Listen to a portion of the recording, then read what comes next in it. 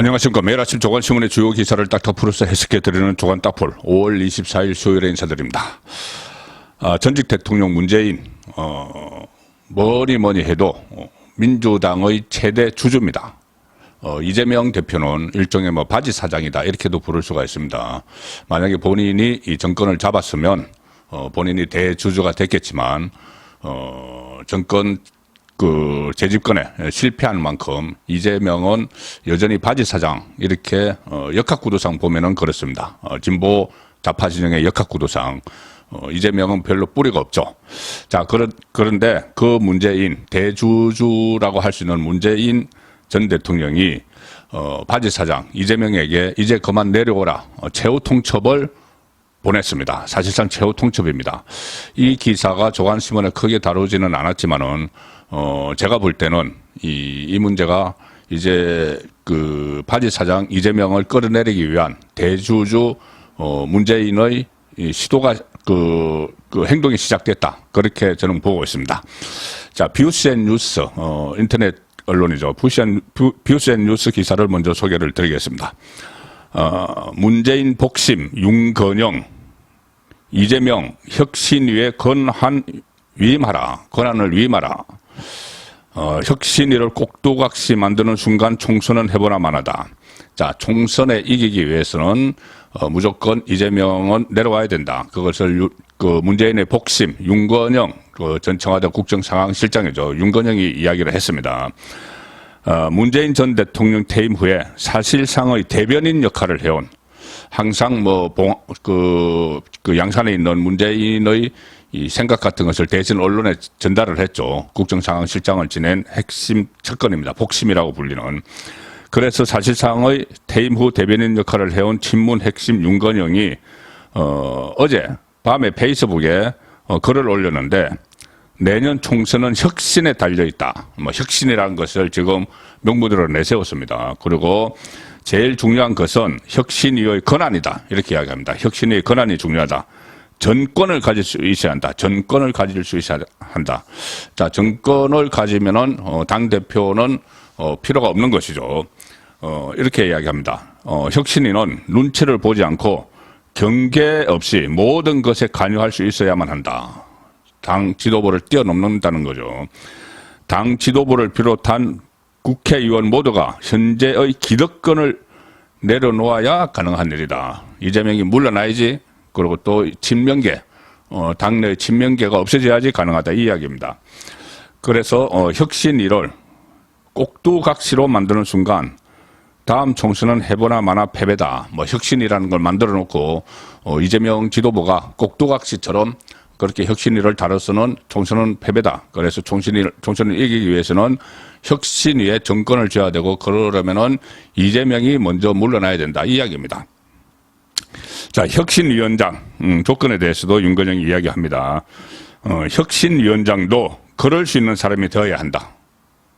뭐냐면은 정권을 가지고 당 지도부보다 위에 서서 이 총선을 지휘할 수 있는 인물이 돼야 된다. 일각에서는 국회의원 중에 선임하자는 의견도 있다 하는데 그래서는 안 된다.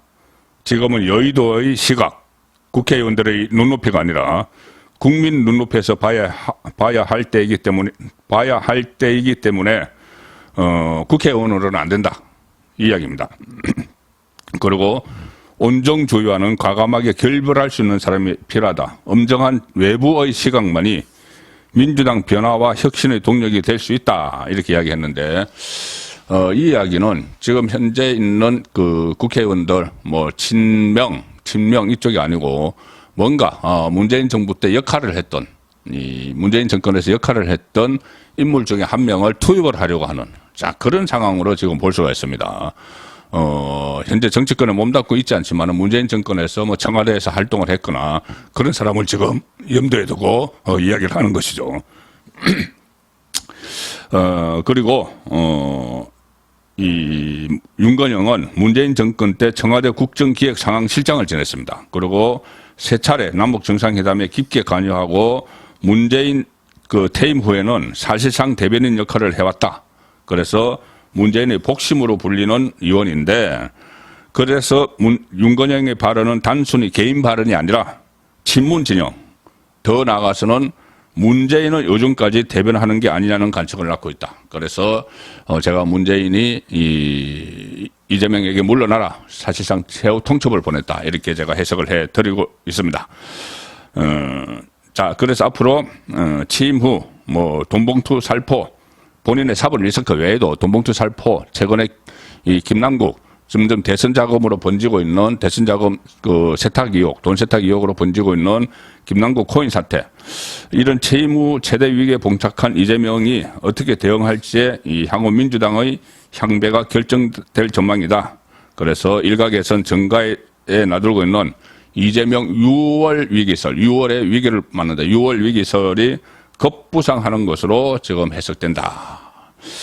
최후 통첩을 보냈습니다. 문재인의 복심이 이재명 내려와 최후 통첩을 보냈는데, 자, 혁신위원장 조금 전에 문재인 정권 때 뭔가 외부에서 활동했던 사람, 뭐 내각이나 청와대에서 활동했던 사람을 염두에 두고 있는 것 같은데, 지금 양산의 문재인은, 자, 그런데 그 뜻이 제대로 안 될 수가 있습니다. 뭐냐면은 또 다른 인물이 호시탐탐 민주당을 장악하기 위해서 노리고 있죠. 바로 이낙연 전 총리, 전 대표입니다. 이낙연이 곧 귀국을 합니다. 1년 동안 뭐 조지 워싱턴 대학교, 미국의 그 대학교에서 방문연구원 생활을 마치고 다음 달 20일 한국으로 완전히 귀국을 하는데, 자, 이낙연 중앙일보 8면 하단 기사입니다. 8면 하단 기사 보시면, 이낙연 기존 주요 정당 과감한 혁신, 알을 깨야 혁신. 조금 전에 제가 혁신이 말씀드렸죠. 윤건영이 이야기한 혁신이, 그리고 이낙연이 이야기한 혁신, 닮은 듯 다른 겁니다. 닮은 거는 이재명으로는 안 된다, 이재명 내려와, 이재명 아웃, 이거지만은 다른 거는 지금 윤건영은 문재인 정권 때 뭔가 역할을 했던 사람들 중에서 한 명을 투입을 하겠다는 이야기고, 이낙연은 본인이 하겠다는 이야기죠. 본인이 혁신하겠다는 이야기죠. 본인이 다시 들어가서. 자, 4달 귀국 앞두고 자서전 출간 간담회를 했는데, 내 책임을 다할 것, 이렇게 이야기를 했습니다. 그것이 정치 재개를 한다는 해석이 나오고 있는데, 이렇게 이야기했습니다. 기존 주요 정당이 과감한 혁신을 하고 알을 깨야만 한다. 그러지 못하면 외부 충격이 생길지도 모른다. 외부 충격. 이 총선에서 패배한 거라는 이야기죠. 같은 이야기입니다. 이 대한민국 생존 전략, 이런 책을 냈는데 특파원 간담회를 가졌습니다. 그래서 귀국 후에 역할에 대한 질문이 나왔는데, 여기에 대해서 이낙연이 한 말은 이겁니다. 빨리 바로 잡아서, 지금 길을 잃고 국민들은 마음 둘 곳을 잃은 상태인데, 정치가 길을 잃었는데, 이것을 빨리 바로 잡아서 정치가 길을 찾고 국민이 어딘가 마음 둘 곳을 갖게 되도록 제가 할 수 있는 일을 하는 것, 거기까지가 제가 가진 결심이다. 할 수 있는 일을 하겠다. 본인이 뭐 정치에 왔으니까 정치하겠다는 이야기죠. 그리고 한국은 국내외적 위기를 충분히 잘 관리하지 못하고 있다고 판단한다. 자기가 가면 잘할 수 있다는 이야기입니다. 그렇게 된 데는 저의 책임도 있다. 그래서 그 책임을 제가 다 해야 한다고 믿는다. 내가 정치를 해야 한다고 믿는다. 그 이야기죠. 그리고 그렇게 되니 특파원들이 물어보죠. 내년 4월 총선에 출마할 거냐. 여기에 대해서 이낙연은 혼자 마음대로 정할 수 있는 것은 아니다. 혼자 마음대로 정할 수 있는 것은 아니다.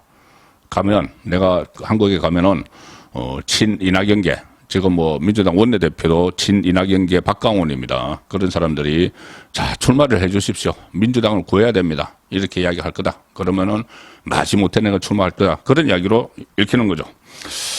자, 지금 이재명은 이렇게 되면 점차 지금 가라앉는 그런 상황이죠. 그런데 대선에서 같이 이재명 후보와 맞서서 승리를 했던 윤석열 대통령, 지금 초반 1년의 어려움이 상당히 많았는데, 여소야대 전국에서 그런데 지금 거기에서 좀 그 어려움에서 탈피를 하고 지금 반등을 하는 그런 지금 상황이 일어나고 있습니다.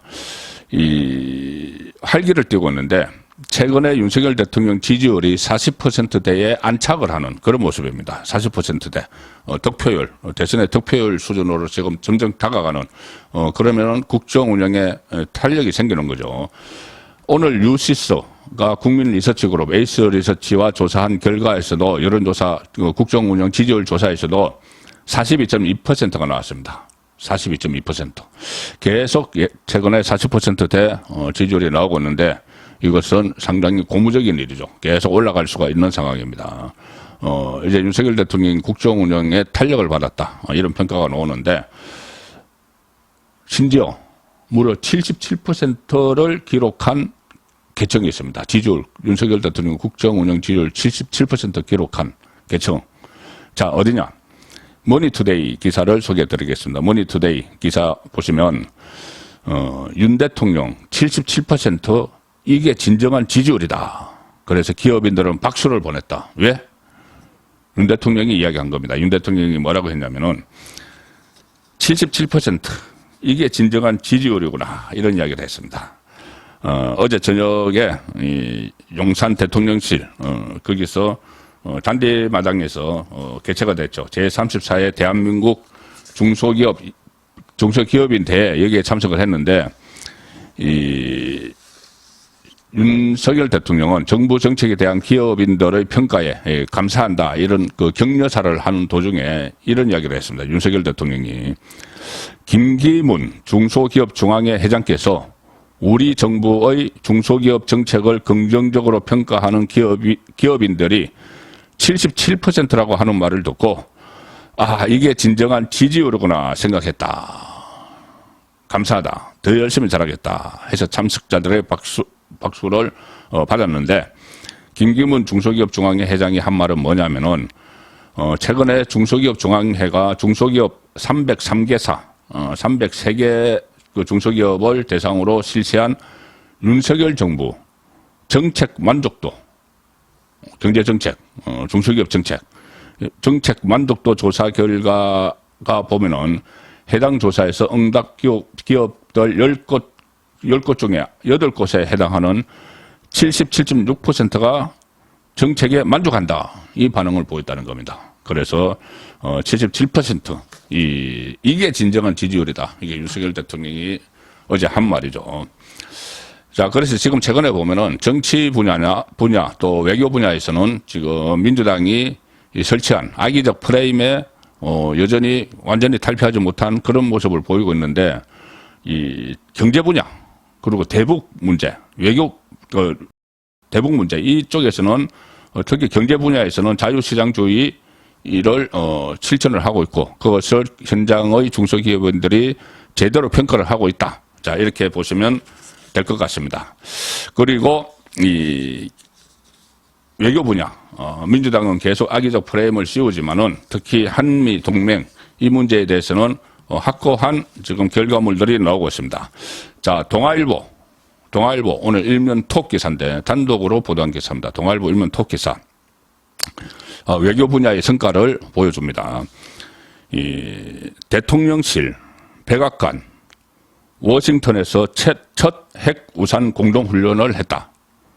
이미 첫 핵우산 공동훈련 그때 한미 정상회담에서 핵협의기구 설치에 합의를 했죠. 자, 그런데 정상회담 전에 벌써 핵우산 공동훈련을 했다는 겁니다.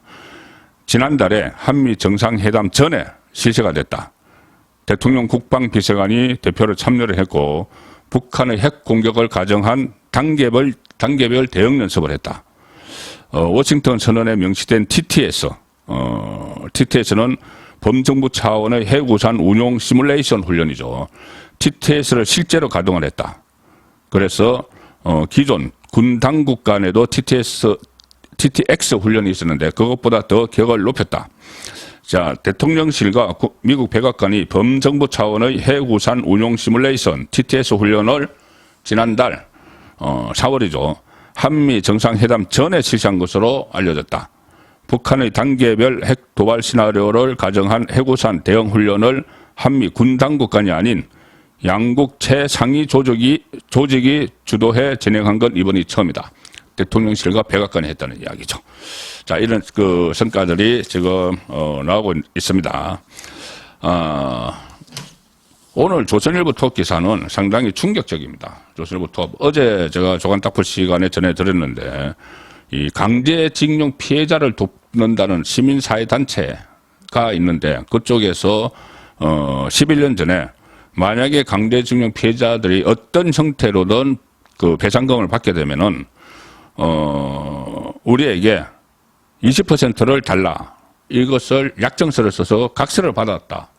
그 이야기를 말씀드렸죠. 자, 그런데 지금 실제로 한 2억 원씩 그 배상금을 받은 분들이 있습니다. 그 유족들에게 20% 내놔라. 우리가 받게 해줬지 않느냐. 그런데 제3자 변제 방식을 이 사람들은 반대를 했었죠. 그 본인들은 반대를 하는데 이 시민단체가 돕겠다는 단체가 반대를 하는데 유족들이 받은 그 사람들이 있습니다. 그러면 받은 사람들에게 20% 내놔라 이겁니다. 자, 조선일보 톱기사 판결금 중 5,126만 원 5,126만 원 달라 내용 증명 보냈다. 강제징용 피해자 돕는다던 단체 유족들이 판결금 2억가량 받자 11년 전 약정을 근거로 20%를 요구했다. 원 단위까지 적힌 보수액 제시했다. 무슨 이게 뭐 변호사 수임료도 아니고 과거에 있고 윤미향 씨가 뭐 위안부 할머니들 일종의 등을 친 그 모습을 지금 연상을 시킵니다. 일제 강제징용 피해자를 돕는 시민단체가 피해자와 11년 전 맺은 약정을 근거로 판결금의 20%를 요구하고 있는 것으로 확인됐다. 이 단체는 윤석열 정부의 제3자 변제 해법을 반대를 해왔죠. 반대를 했습니다. 그런데 일부 피해자 유족이 최근 이를 수용을 해서 2억 원이 넘는 판결금을 수령을 하니까 약정서를 11년 전 약정서를 근거로 돈을 내라 내용 증명까지 지금 보내놨습니다. 유족들은 최근에서야 어떤 형태로든 돈을 받을 경우 20%를 단체에 지급한다는 약정을 인지한 것으로 알려졌다. 마치 무슨 보험 건의할 때 깨알처럼 이렇게 약정을 막 해서 불리하게 만들죠. 지금 그겁니다. 지금에서야 그런 게 있다는 걸 알았다는 겁니다. 깨알처럼 이렇게 뒤에다 막 붙였겠죠. 막 복잡한 법률 용어를 써가면서 변호사들이니까. 일제 강제 동원 시민 모임 이런 단체를 만든 게 있는데 거기 감사인 김모 변호사는 5월 1일 판결금을 수령한 피해자 유족들에게 약정금 지급 요청 공문 이것을 보내서 뭐라고 썼냐면은 수령한 2억 5,631만 3,458원 중에 이 실제로 수령한 금액이 원 단위까지 적고 나서 20%인 5,126만 2,692원을 시민 모임에 보수로 지급하셔야 한다.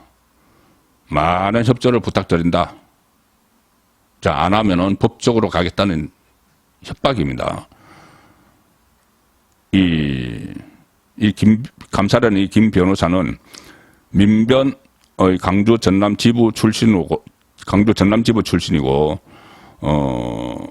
또 그전에는 근로정신대 할머니와 함께하는 시민 모임 공동대표 이런 것을 지냈습니다.